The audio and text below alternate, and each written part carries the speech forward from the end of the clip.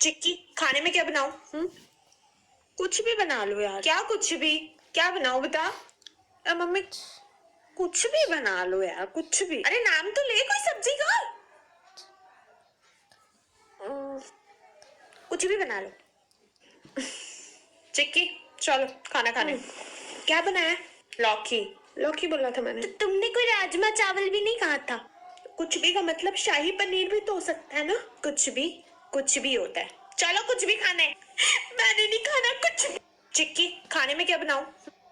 दोस्तों, इस प्रेंक को देखकर आपकी हंसी कंट्रोल नहीं होगी। यह आदमी पहले साइकिल की सीट को अलग कर देता है और उसके बाद सीट पर होल करने के बाद एक डंडा फिट कर देता है ताकि जब चोरी साइकिल पर बैठेगा और सीट नीचे हो जाएगी तो डंडा घुस जाएगा। भाई साहब ऐसा करने के बाद वहीं पर साफ सफाई करने लगते हैं, लेकिन थोड़ी देर के बाद फोन पर बात कर रहा यह इंसान आता है और साइकिल को चेक करता है कि साइकिल बिल्कुल लावारिस रखी हुई है और साइकिल पर किसी भी तरह का लॉक भी नहीं लगा हुआ है और भाई साहब की नीयत खराब हो जाती है और इस साइकिल को लेकर वहां से चल देते हैं। बट जब साइकिल पर बैठने की बारी आती है तो इसके साथ कुछ ऐसा होता है कि ये भाई साहब वहीं पर साइकिल को फेंकने के बाद भाग जाते हैं और प्रेंक कर रहे हैं ये लोग हंस कर डांस करने लगते हैं।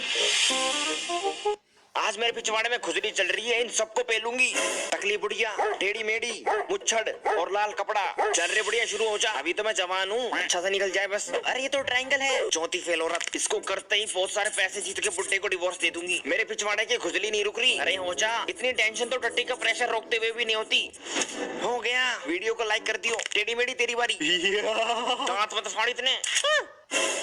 कैसे करूं? मेरे पास एक प्लान है। मैं मेंटोस खा के इसके ऊपर थूकूंगा।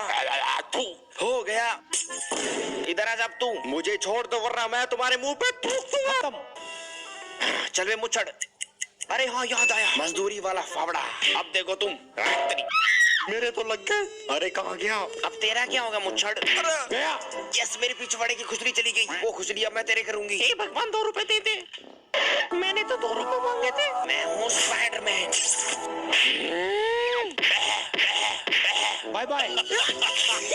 आज मेरे पीछे।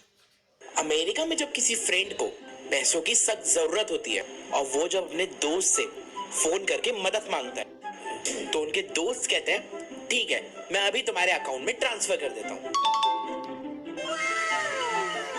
और जापान में जब किसी दोस्त को पैसों की सख्त जरूरत होती है तब वो अपने दोस्त को फोन करके मदद मांगता है। तब उसका दोस्त कहता है हाँ, मैं तुम्हारी मदद तो कर देता हूँ लेकिन तुम मुझे टाइम पे पैसे लौटा देना। और इंडिया में जब किसी दोस्त को पैसों की सख्त जरूरत होती है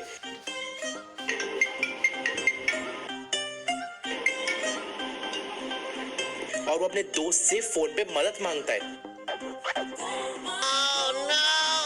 hello hello hello hello hello, अरे मुझे तेरी आवाज आ रही है। Hello hello hello. ईस्ट और west, India is the best.